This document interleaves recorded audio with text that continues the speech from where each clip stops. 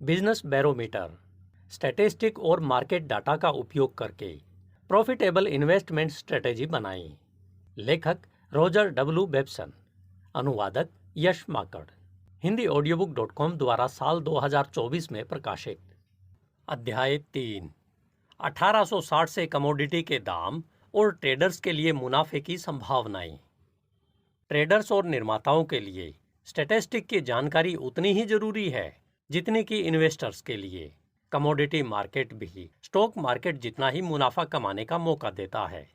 Commodity में लगाई गई पूंजी को बढ़ने के लिए सिर्फ किस्मत पर निर्भर नहीं होना चाहिए।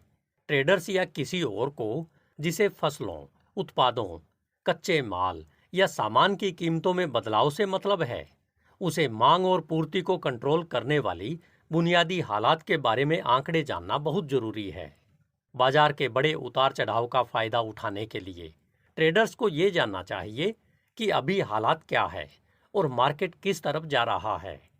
ये जानने के लिए कि कस्टमर को दिया गया उधार कब कम करना है और पैसे वापस लेने हैं, ताकि जब आसानी से कर्ज न मिले तो वो अपनी पूंजी बचा सके। उसे बुनियादी हालत पर नजर रखनी चाहिए। सिर्फ अपने काम के छोटे मोटे मामलों पर ध्यान देने से वो बुरे वक्त से नहीं बच सकता। इसके लिए अपनी पढ़ाई को बढ़ाकर वो अपना मुनाफा बढ़ा सकता है और नुकसान से बच सकता है। इस बुक के अगले अध्यायों में बताई गई 25 महत्वपूर्ण चीजों का अध्ययन करने से पिछले समय के औद्योगिक उतार चढ़ाव साफ दिखाई देते हैं और ये भी पता चलता है कि इन चीजों का आज के ट्रेड, उद्योग और पैसों और स्टॉक मार्केट पर क्या असर पड़ रहा है। बड़ी बड़ी दौलतें बनाई गई है जिनका इतिहास बताता है कि उनके मालिकों को आने वाले हालात के बारे में बहुत अच्छी जानकारी थी, क्योंकि वो बुनियादी हालत को अच्छी तरह से समझते थे। एक उदाहरण के तौर पर ये मान लीजिए कि $53,000 से थोड़ी ज्यादा रकम से शुरू करके 10 चीजें खरीदी गई। उन्हें 1860 में खरीदा गया और फिर 3 से 7 साल के अंतराल पर बेचा और खरीदा गया, जो इस बात पर निर्भर करता था कि बुनियादी हालात के आंकड़े क्या बताते हैं। इन चीजों के दाम इस अध्याय के आखिरी पैराग्राफ में दिए गए हैं और उन सालों के अलावा किसी और साल में खरीद या बिक्री नहीं की गई, सिवाय उन जगहों के जहां 2 सालों में से किसी एक को चुनने का विकल्प था। ऐसे मामलों में यह माना गया कि खरीदार हालत के हिसाब से बाद में खरीदेगा, पहले बेचेगा या ज्यादा कैश जमा करके रखेगा। अलग अलग चीजों का मूल अनुपात एक जैसा रखा गया है और खरीद बेच के बीच के समय में जमा की गई रकम को मूलधन में 4% के साधारण ब्याज पर जोड़ा गया है। चूंकि सभी चीजें एक जैसी स्थितियों से प्रभावित नहीं होती, इसलिए थोड़े नुकसान को भी स्वाभाविक रूप से होने दिया गया। नतीजा ये दिखाता है कि लगभग 45 साल में $53,755.10 $8,02,618.41 बन जाते हैं, यानी $10 लाख $1.54 करोड़ बन जाते। अगर किसी एक चीज के साथ भी ऐसा किया जाए तो भी मुनाफा होता। जैसे अगर 1860 में $53,000 लोहे में लगाए जाते तो आज वो लगभग $20 लाख हो जाते। इससे साफ पता चलता है कि बड़ी बड़ी औद्योगिक दौलतें भी उन्हीं नियमों और बदलावों का फायदा उठाकर कमाई गई है जो बैंकर और निवेशक को मुनाफा कमाने का मौका देते हैं। बुनियादी स्टैटिस्टिक का इस्तेमाल करके 1860 से 1909 के बीच चीजों की खरीद बिक्री से होने वाले मुनाफे का एक उदाहरण। बेसिक 1000 टन लोहा, 5000 बुशेल गेहूं, 5000 बुशेल मक्का, 10,000 पाउंड कपास, 10,000 पाउंड चीनी, 10,000 पाउंड ऊन, 10,000 पाउंड कॉफी, 1,000 पाउंड रबड़, 500 बैरल सूअर का मांस और 10,000 पाउंड तांबा। इस अध्ययन के अंत में दिए गए दामों के अनुसार आप इस टेबल को देख सकते हैं। जब कोई ये समझता है कि सिर्फ स्टैटिस्टिक का अध्ययन करके और बिना कोई पैसा उधार लिए या बिना कोई अनुपयुक्त चीजें खरीदे $50,000 की पूंजी को 50 साल से भी कम समय में $8 लाख से ज्यादा किया जा सकता है, तो इस विषय की व्यापारी के लिए अहमियत साफ हो जाती है। और ये सब बिना किसी सेल्समैन, ऊपरी खर्च या कर्मचारियों के ही हुआ है। अगर इन आंकड़ों में थोक में खरीदने और खुदरा में बेचने से होने वाला मुनाफा या औसत उत्पाद मुनाफा भी जोड़ दिया जाए तो $50,000 लगभग $2 करोड़ बन जाते हैं। इस तरह $2,500 की पूंजी भी $10 लाख से ज्यादा हो जाती अगर इसमें निर्माता या खुदरा विक्रेता का मुनाफा और स्टैटिस्टिक की जानकारी दोनों को मिला दिया जाता। सबसे बड़ी उत्पादन और व्यापारिक फर्म 12 शीर्षों के तहत या लगभग 25 विषयों पर जानकारी इकट्ठा करती है, जैसे नंबर 1, निर्माण कार्य और आग से होने वाले नुकसान यानी भवन और रियल एस्टेट। नंबर 2, चलन में पैसा। Number 3, controller report. नंबर 4, बैंकों के लोन्स। नंबर 5, बैंकों के पास नकदी। नंबर 6, बैंकों में जमा। और नंबर 7, बैंकों का अतिरिक्त रिजर्व जो पैसे की स्थिति बताते हैं। नंबर 8, कुल बैंक क्लियरिंग। नंबर 9, न्यूयॉर्क को छोड़कर बैंक क्लियरिंग।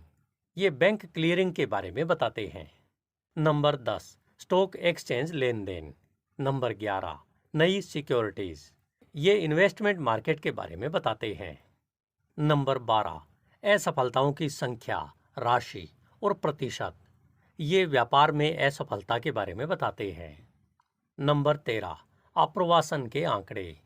ये श्रम की स्थिति बताते हैं। नंबर 14, आयात। नंबर 15, निर्यात। नंबर 16, व्यापार संतुलन। ये विदेशी व्यापार के बारे में स्थिति स्पष्ट करते हैं। नंबर 17, सोने का आयात और निर्यात। नंबर 18, घरेलू और विदेशी मुद्रा दरें और विनिमय। ये सोने की आवाजाही बताते हैं। नंबर 19, राजनीतिक कारक। ये सामाजिक परिस्थितियां बताते हैं। नंबर 20, सोने का उत्पादन। नंबर 21, वस्तुओं की कीमतें। ये वस्तुओं की कीमतों के बारे में बताते हैं। नंबर 22, फसल की स्थिति और अन्य वस्तुओं का उत्पादन। ये फसलों की स्थिति के बारे में बताते हैं। नंबर 23, सकल और शुद्ध कमाई। नंबर 24, खाली कार के आंकड़े। और नंबर 25, विविध। ये रेलवे की कमाई के बारे में बताते हैं। हालांकि बहुत सी कंपनियां इतने विस्तार में आंकड़े इकट्ठा नहीं करना चाहती, इसलिए उन्हें इन 25 विषयों को मिलाकर फिर से व्यवस्थित करके और घटाकर 12 विषय कर दिए हैं, जैसे निर्माण कार्य, जैसा कि एक रेलमार्ग के निर्माण से पता चलता है। मुद्रा बाजार, जैसा कि अतिरिक्त रिजर्व या दरों से पता चलता है। व्यापारिक व्यापार, जैसा कि बैंक क्लियरिंग से पता चलता है। निवेश बाजार, जैसा कि स्टॉक मार्केट की कीमतों से पता चलता है। दिवालिया होने की घटनाएं, जो बिजनेस में शामिल कंपनियों की संख्या के अनुपात में होती है। श्रम की स्थिति, जैसा कि आप्रवासन के आंकड़ों से पता चलता है। निर्यात और आयात, जैसा कि कुल विदेशी व्यापार से पता चलता है। सोने की आवाजाही और विदेशी देशों की वित्तीय स्थिति। सामाजिक आंकड़े, जिसमें धार्मिक और राजनीतिक स्थितियों पर नोट्स शामिल है। फसलें, जैसा कि गेहूं और मक्के के कुल उत्पादन से पता चलता है। वस्तुओं की कीमतें, जैसा कि कच्चे लोहे की कीमत से पता चलता है। सामान्य सारांश, जैसा कि रेलवे की कमाई से पता चलता है। ये हमेशा सारणीबद्ध या प्लांट नहीं किए जाते। बहुत से लोग दावा करते हैं कि ये 12 विषय अगर सही ढंग से अध्ययन किए जाएं, जो ऊपर बताए गए सभी 25 विषयों को कवर कर लेते हैं।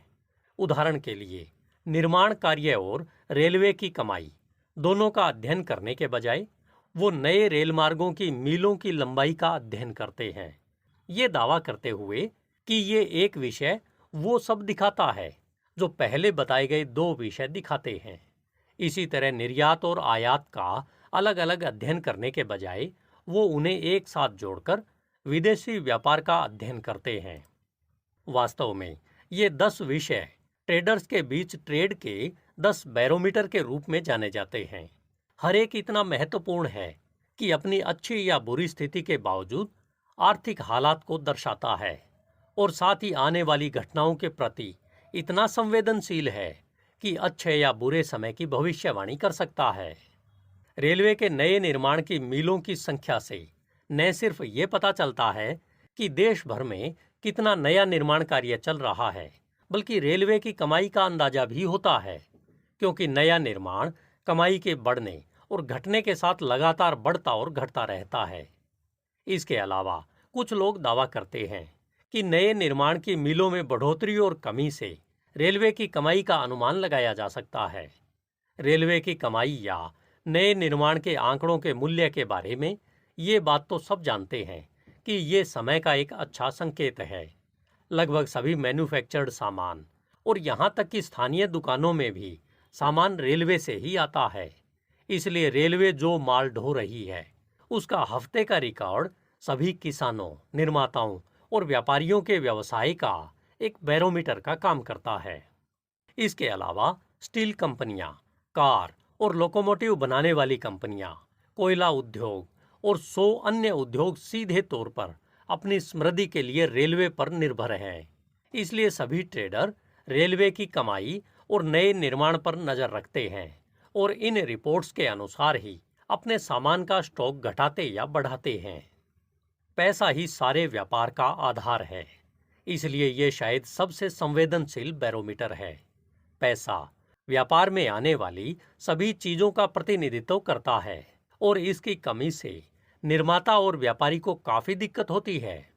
कम ब्याज दरें आमतौर पर खराब मौजूदा हालत का संकेत देती है, लेकिन बेहतर व्यापार की ओर इशारा करती है, जबकि ऊंची ब्याज दरें आमतौर पर मौजूदा समृद्धि का संकेत देती है, लेकिन अक्सर आने वाली मुश्किल का भी।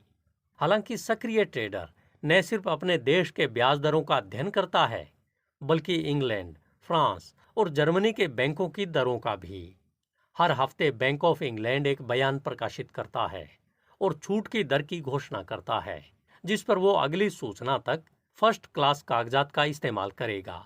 इससे पूरे ब्रिटेन में छूट की दर तय हो जाती है और इंग्लैंड में रेट में लगातार बढ़ोतरी या कमी होने पर हमारे देश में भी वैसा ही होने की संभावना होती है। बैंक क्लियरिंग मौजूदा हालत का बहुत अच्छा बैरोमीटर है और सभी सफल व्यापारी और निर्माता इस पर बड़ी बारीकी से नजर रखते हैं। कई बड़ी कंपनियां हर हफ्ते अपनी कुल बिक्री के बदलाव की तुलना देश के कुल बैंक क्लियरिंग के बदलाव से करती है। अगर उन्हें लगता है कि बैंक क्लियरिंग में लगातार बढ़ोतरी हो रही है जबकि उनकी बिक्री स्थिर है, तो वो तुरंत इसका कारण जानने की कोशिश करते हैं। इसके अलावा कुछ कंपनियां देश को अलग अलग हिस्सों में बांटकर अपनी बिक्री की तुलना बैंक क्लियरिंग से करती है, ताकि हर एक सेल्स ऑफिस के काम की जांच हो सके। न्यूयॉर्क स्टॉक एक्सचेंज में स्टॉक के लेन देन और कीमतों को कुछ लोग राजनीति, पैसों और फसलों के साथ रखते हैं। न्यूयॉर्क स्टॉक एक्सचेंज में पैसा कीमतों में बदलाव का पहले से अंदाजा लगाकर कमाया जाता है। बड़े ऑपरेटर अपने स्टैटिस्टिशियंस से लगातार बुनियादी हालत का अध्ययन करवाते हैं ताकि भविष्य के हालत का अनुमान लगाया जा सके और इस जानकारी के आधार पर खरीदारी और बिक्री की जा सके। इसलिए एक धीरे धीरे गिरता बाजार आमतौर पर सामान्य व्यापार में मंदी से पहले आता है और एक धीरे धीरे बढ़ता बाजार आमतौर पर समृद्ध व्यापारिक स्थितियों से पहले आता है, जब तक कि गिरावट या बढ़त कृत्रिम या किसी हेर फेर की वजह से ना हो।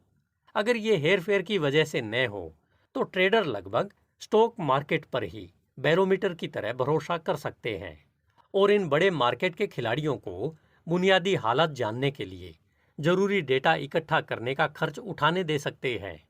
लेकिन दुर्भाग्य से अक्सर ये पता लगाना मुश्किल होता है कि कौन सी हलचल कृत्रिम है और कौन सी असली। इसलिए भले ही व्यापारी स्टॉक मार्केट को एक बैरोमीटर के रूप में देख सकते हैं, लेकिन वे इसे सुरक्षित रूप से बहुत कम महत्व दे सकते हैं। दिवालिया होने की घटनाएं संख्या और राशि दोनों में खुदरा व्यापार की स्थिति से खासकर अच्छे बैरोमीटर है। हर महीने एक्टिव ट्रेड में शामिल औसत संख्या और असफल होने वाली संख्या का पता लगाकर असफलताओं का प्रतिशत हासिल किया जा सकता है। इस विषय पर विस्तृत चर्चा इस बुक के 6ठे अध्याय में मिलेगी। आप्रवासन यानी माइग्रेशन के आंकड़ों का निर्माता श्रम बाजार की स्थिति के संकेत के रूप में ध्यानपूर्वक अध्ययन करते हैं।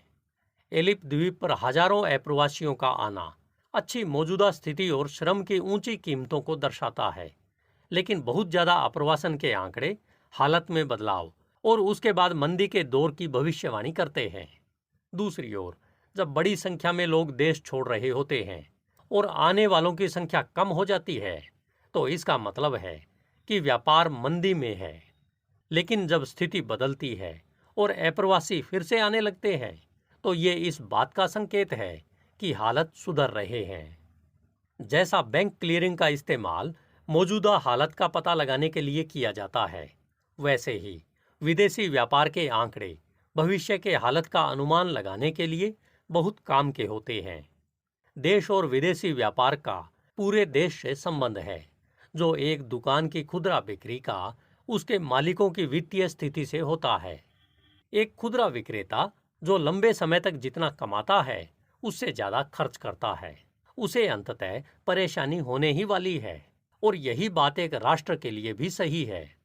इसके अलावा जैसे व्यापारी की समृद्धि लगभग उसकी बिक्री के समानुपाती होती है, वैसे ही एक राष्ट्र की समृद्धि काफी हद तक उसके विदेशी व्यापार की मात्रा पर निर्भर करती है।